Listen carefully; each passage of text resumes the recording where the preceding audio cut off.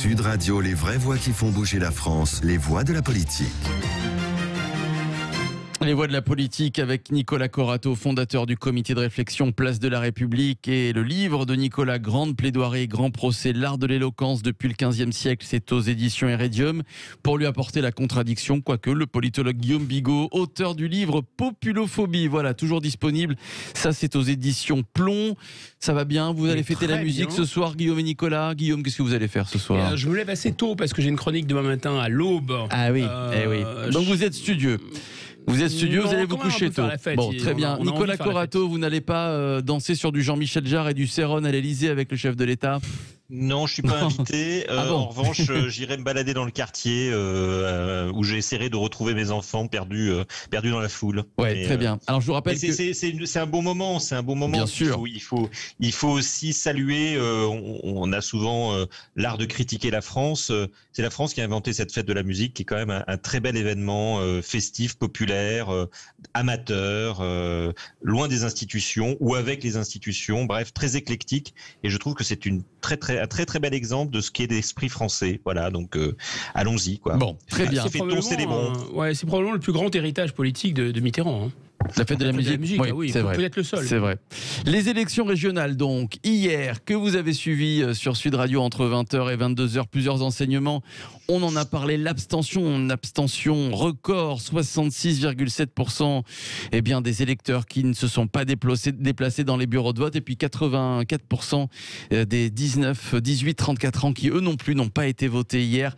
Le Rassemblement national qui chute, l'abstention qui n'a pas profité au parti de Marine Le Pen qui perd 9 points par rapport à 2015. Le RN qui, je vous le rappelle, en 2015 était arrivé en tête dans 6 régions, c'était au premier tour. Cette fois, il risque d'y avoir aucune région, à part peut-être la région PACA, on va en reparler. Est-ce que le Rassemblement national, Nicolas Corato, est le grand perdant de ces élections? Vous votez d'ailleurs sur Twitter et YouTube et vous nous appelez, on va vous écouter dans un instant.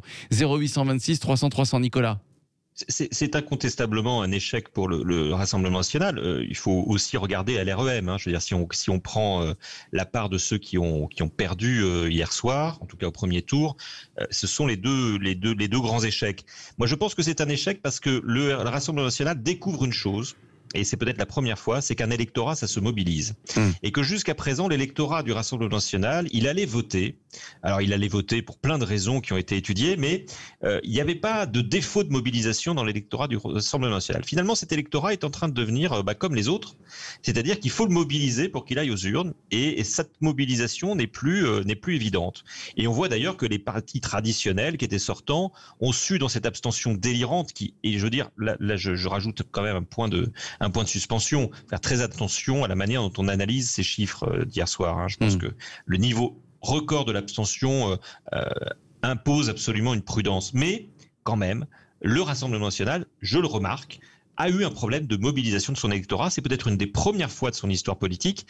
Et ça veut dire quelque chose. Ça veut dire d'abord que ce parti est en train de se standardiser, que son électorat est en train de se standardiser aussi, que ce parti est en train de connaître les mêmes difficultés que les autres partis, et que quand l'abstention est forte, effectivement, on le voit, parfois les électeurs du Front National ou du Rassemblement National vont à la pêche. J'ajoute juste une chose, c'est que pour moi c'est un échec parce que c'était une des élections préférées du Rassemblement national. Souvenez-vous, hein, le Front National naît politiquement avec des élections à Dreux, etc., mais surtout aux premières régionales du quinquennat du septennat de François Mitterrand. C'est une élection à 2 tours à la proportionnelle intégrale. C'est une élection faite pour le Rassemblement national. Tout comme d'ailleurs les élections européennes, mais avec moins d'incidence sur le territoire local français. Donc c'est l'élection préférée, c'est l'élection majeure, c'est l'élection maîtresse du Rassemblement national. Et je me demande si, à force d'avoir de vue que sur les présidentielles, le Rassemblement national n'a pas fait l'impasse sur ces régionales qui sont, à mon sens, essentielles, vitales pour ce parti. Ouais. Guillaume Bigot, est-ce que c'est pas aussi la faute des instituts de sondage qui avaient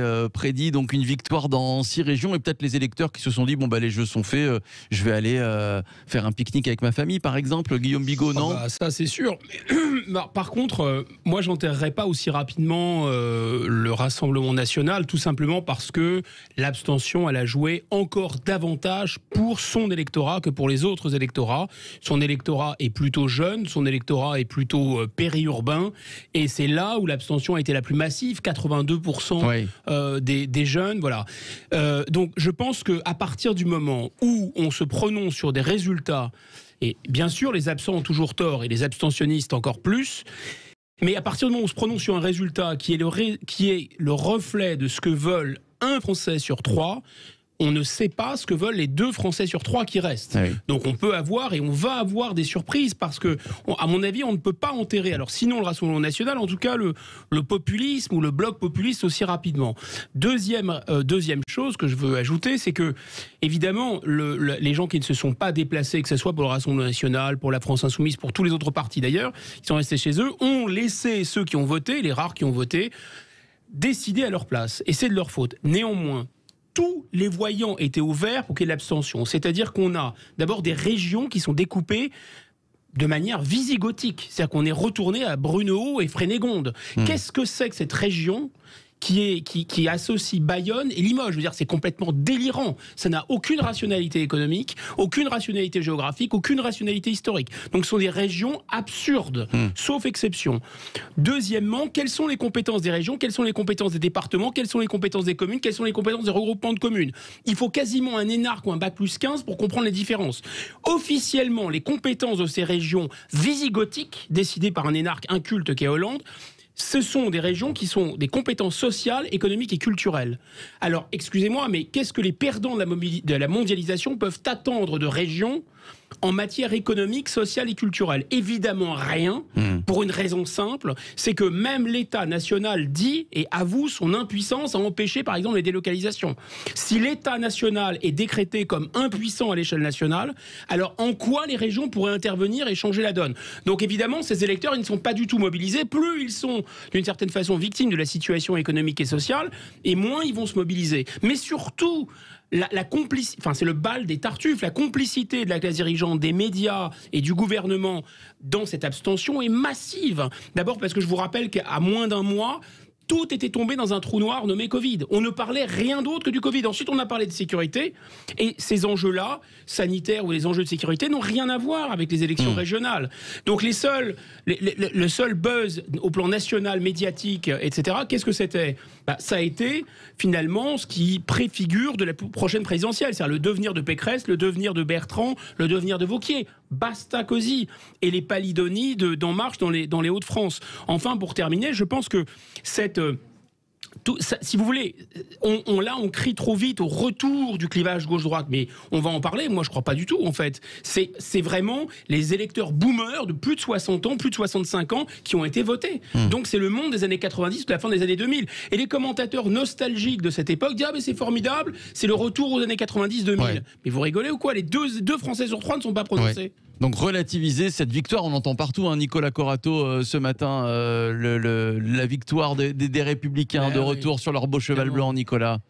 Oui, non, je partage. Je renvoie d'ailleurs les abstentionnistes à leur responsabilité. C'est-à-dire que s'ils ne veulent pas de cette France des années 90-2000, il fallait se déplacer dans les urnes. Ne se sont déplacés que ceux qui ont intérêt à ce que ce système régional perdure, avec ses avantages, avec ses inconvénients. Ne sont allés voter que des gens qui y avaient intérêt, soit collectivement, soit de manière individuelle. Quand vous êtes à un tel niveau d'abstention, vous êtes finalement sur une privatisation de l'élection. Et cette élection, elle a été privatisée par un certain nombre d'électeurs qui avaient intérêt à ce que les sortants reviennent. Oui, c'est presque un vote censitaire, en fait. C'est un vote censitaire. Mais c'est un vote, c'est le sens, effectivement, c'est le retour du sens. CENSS. Et c'est un sens qui est consenti par les abstentionnistes. Et moi, quand j'ai vu, hier, des tas de reportages à la télé, chez vous, dans d'autres chaînes, où on voyait des abstentionnistes. Alors, il y avait ceux qui disaient l'offre politique me convient pas. À la limite, je peux comprendre et il y a de quoi dire, parce que de l'offre politique, il y en avait beaucoup cette fois-ci. Regardez en Ile-de-France, il y avait au moins 4 listes à gauche et autant à droite. De l'offre, il y en avait. Après, on peut en discuter. Pardon, mais Nicolas, moi, je suis un souverainiste de gauche. Je vais voter pour qui, là? C'est quoi l'offre politique qui me convient? Mais pour votre parti, Guillaume, il faut créer cette offre. Et puis il y a ceux qui disent tous les mêmes. Il y a ceux qui disent tous les mêmes aussi. Non, et puis la plupart disaient quand même, j'ai autre chose à faire, je ne me sens pas concerné. Ouais. Et puis je préfère faire la fête parce qu'on sort du confinement et que j'ai autre chose à faire. Ça prend 10 minutes d'aller voter. Ouais. Ça prend moins de temps d'aller voter. Alors c'est ce qu'a dit Bruno Millienne. C'est quand même terrible. On se bat pour ça. On s'est battu pour ça. Pendant le confinement, on a crié à la fin des libertés. On a crié à la fin des libertés publiques et individuelles et on n'est pas capable, en sortant, de prendre 10 minutes de son temps pour aller voter. Moi, pardon, mais cet argument-là, je vais vous dire, d'une certaine manière, il me dégoûte presque. Du peuple français dans lequel je fais partie. C'est ce qu'a demandé Bruno Millienne, le député MoDem des Yvelines, qui est intervenu d'ailleurs hier sur Sud Radio et qui a dit vous auriez dû m'écouter. Et donc lui, ce qu'il proposait, c'était donc d'organiser ces élections régionales en septembre-octobre, justement parce qu'il se doutait que les gens sortaient du Covid, qu'il allait faire beau et que les gens allaient vouloir. Mais vous vous rendez compte, est-ce que c'est un argument qui fasse beau? Alors il va falloir organiser toutes les élections en hiver, mais où est-ce qu'on en est revenu? C'est pas possible. Enfin, il faut un sursaut civique dans ce pays. Ouais. Moi, je dis aux Français, votez pour qui vous voulez, mais allez voter, faites valoir vos droits. Non, mais ça pose quand même le problème de la décentralisation, parce que savoir qui va repeindre les lycées, savoir qui va s'occuper des autobus, etc., ce sont des enjeux. Parce que je comprends que le gouvernement, maintenant, c'est plus qu'un Länder, la France, donc évidemment, on ne peut plus faire grand-chose. Tu exagères. Et là, ils ont tout misé sur la proximité, sur les élus locaux, etc. Mais en réalité, ce sont des enjeux absolument technocratiques. Je vais prendre deux exemples. Parce que d'ailleurs, je remarque et je t'en rends grâce que tu regrettais, toi aussi, comme moi d'ailleurs, que les médias aient trop parlé de sécurité pendant ces derniers mois. Deux exemples dont on aurait pu parler. Premièrement, les transports. Les transports dans toutes les régions, et notamment pour l'aménagement des territoires, les territoires ruraux. Deuxièmement, un point qui me paraît quand même important, l'équipement des lycéens, par exemple, en matière numérique. Comment est-ce qu'on fait dans ce pays pour avoir passé 2 confinements à 1 an de distance et de ne pas avoir pu développer dans les régions des mécanismes qui permettaient aux élèves de suivre leurs cours à distance? Voilà des sujets politiques dont on aurait pu parler qui dépassent le fait de repeindre en vert ou en violet les lycées. Allez, Nicolas Corato, Guillaume Bigot, je vous propose de rejoindre notre auditeur au 0826 300 300, Lionel, qui nous appelle de Grasse. Bonsoir Lionel. Oui, bonsoir à tous. Bonsoir à vous, mon cher Lionel. Les voix de la politique. Est-ce que vous avez voté, tiens Lionel, hier? Est-ce que vous faites partie de ces 66,7% qui ont boudé les élections régionales? Je ne boude jamais une élection, déjà pour commencer. Ma fille qui a 18 ans, qui vient juste d'avoir 18 ans, on a fait les démarches à toute vitesse pour qu'elle ait sa carte, pour qu'elle puisse venir voter. Maintenant, moi j'ai trouvé ça quand même assez triste parce que concrètement, on se retrouve avec 30% de votants. 30%, qu'est-ce que ça veut dire? En fait, ça veut rien dire. C'est-à-dire qu'on a 66% de gens qui n'ont pas voté, donc on a voté. Moi, j'ai voté pour ce qui me regarde dans ma région. Ma fille, elle m'a posé 1 milliard de questions. On en a parlé, voilà. Et pourtant, je me baladais. Je me suis baladé toute la journée et je suis allé voter le soir. Donc, effectivement, comme le disait Nicolas Corato, c'est pas une excuse. On peut trouver 5 minutes. Et j'ai même voté par procuration pour un ami à moi. On peut trouver 10 minutes. Pour aller voter. C'est vraiment pas une excuse. Maintenant, l'offre, par contre, l'offre qu'on nous propose, moi personnellement, je vous le dis honnêtement, elle me convient de moins en moins. Parce que finalement, on se retrouve à voter pour des strates, mais alors absolument démentielles. On n'entend parler d'eux que quand en fait c'est les élections, sinon on n'en entend pas parler. On vote pour des illustres inconnus. Moi, il y en a 90%, j'en avais jamais entendu parler. On se retrouve finalement à ne même pas savoir quelles sont leurs compétences. Alors par contre, il y a un truc qu'on sait, c'est que ils mangent bien, voilà, ça on le sait. Ils mangent ils mangent bien avec notre pognon. Ils se font bien plaisir parce que moi je les vois régulièrement dans les restaurants, donc ils se font bien plaisir, ça c'est sûr et certain. Par contre, qu'est-ce qu'ils font? On n'en sait foutre rien. Et voter en fait finalement pour ces gens, ça devient compliqué. Alors peut-être que si l'offre politique, comment ça s'appelle, elle était un petit peu plus cohérente, que les strates soient un peu moindres, parce qu'il arrive un moment, si vous voulez, où nous on s'est tous serré la ceinture. Moi je suis chef d'entreprise, payer mes impôts c'est sans problème. Et quand je vous dis sans problème, c'est rubis sur l'ongle. Je déclare tout est payé. Je fais absolument pas de blague, que dalle, je paye tout. Mais il arrive un moment, si vous voulez, où il faut aussi que à côté de ça, le pognon que je donne à mon pays pour qu'il tourne, mes filles sont à l'école publique et tout, je vais à l'hôpital et je suis d'accord pour ça. Mais l'offre politique, quand elle devient incohérente et qu'on les voit finalement se crêper le chignon pour finalement juste la place, parce qu'il y en a certains, franchement, vous les écoutez, on sent que c'est pour régler leurs petites affaires perso ou pour régler, comment ça s'appelle, ils veulent juste allumer le voisin parce que concrètement, lui, il voudrait bien la place d'eux, machin. Ça devient n'importe quoi. Ouais. Donc peut-être qu'un référendum, vous voyez, vous voulez amener les gens à aller voter. Faites un référendum populaire sur peut-être un changement de direction de notre pays, avec peut-être une 6e République, avec peut-être une nouvelle strate, avec peut-être quelque chose d'un petit peu plus cohérent. Et peut-être que ça mobiliserait un petit peu plus et ça redonnerait un sens à la politique. Alors j'aimerais faire réagir Lionel, Guillaume Bigot et Nicolas Corato sur tout ce que vous avez dit. Nicolas Corato juste après Guillaume Bigot. Et donc je pense, Lionel, d'ailleurs, que vous représentez bien la majorité des Français en ce moment. Nicolas Corato. Non, parce que votre auditeur est allé voter, donc il correspond pas à la majorité à la majorité des électeurs. C'est vrai. Mais moi, je souscris à ce qu'il dit sur l'offre politique, même si je reconnais quand même que dans cette élection, pour une fois, il y avait du choix. Alors, on peut discuter de ce choix, mais il y avait beaucoup de nuances. La vraie question, effectivement, c'est ce régime politique sans électeurs. Ça donne des fiefs avec à leur tête des gens inamovibles et qui sont omnipotents à la tête de leur fief. Et j'ai peur, moi, que les présidents de région, effectivement, qu'on vient d'élire ou qu'on va élire dimanche prochain, se comportent comme tels. C'est-à-dire que vous êtes élu par un certain nombre de gens qui sont vos affiliés, parce que quand vous ne dépassez pas cette participation-là, vous ne faites voter que des gens qui ont un intérêt au système ou un intérêt à l'écosystème. Et donc, la question, c'est évidemment comment on ramène des électeurs dans le champ politique. Moi, je pense que ça passe par une clarification, je pense que ça passe par une ouverture, je pense qu'il va falloir effectivement revenir sur la décentralisation. Il y a un vrai référendum à faire sur la décentralisation. Moi, je vois pas effectivement beaucoup l'utilité politique des régions. J'ai du mal avec les agglomérations. En revanche, je trouve les départements très utiles, en tout cas hors Île-de-France, parce qu'ils sont un échelon qui est à la fois de proximité et qui permet d'avoir de dispenser des actions sociales. Mais tout ça, il va falloir qu'on en discute ensemble, que les peuples en discutent ensemble et choisissent et décident. Et peut-être qu'à ce moment-là, effectivement, à ce référendum-là, il y aura peut-être du monde. Je dis peut-être parce que je suis de plus en plus inquiet et peut-être parfois déprimé quand je vois, j'ai l'impression, si vous voulez, que l'acte de voter est devenu un acte banal qu'on met en concurrence avec n'importe quel acte de consommateur.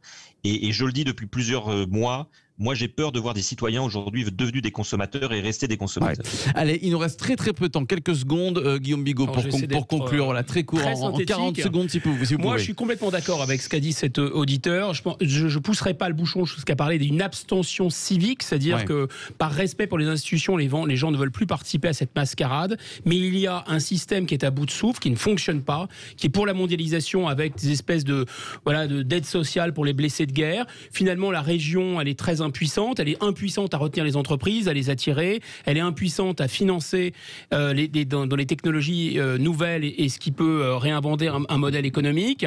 Elle est là comme une espèce de vache à lait pour payer des aides sociales dont on voit bien que le système est à bout de souffle. Quant à la culture, il y aurait beaucoup de choses à en dire sur le communautarisme, les espèces de pseudo-artistes à 2 francs qu'on soutient, etc. Enfin, tout ça est un peu pathétique. Ça fait vraiment une sorte de... Politiquement, ça ressemble à des soins palliatifs, quoi. Et donc, on a des gens qui critiquent ça, qui ne proposent rien, et on a des gens qui adhèrent à ça, faisant comme si ça pouvait continuer. En fait, il nous faut inventer autre chose. Merci Guillaume Bigot, merci à Nicolas Corato. Dans quelques instants, vous avez rendez-vous avec Bismarck Stéphane Soumier qui reçoit Jean-Pierre Nadir, le fondateur de Fairmove.fr. À tout de suite.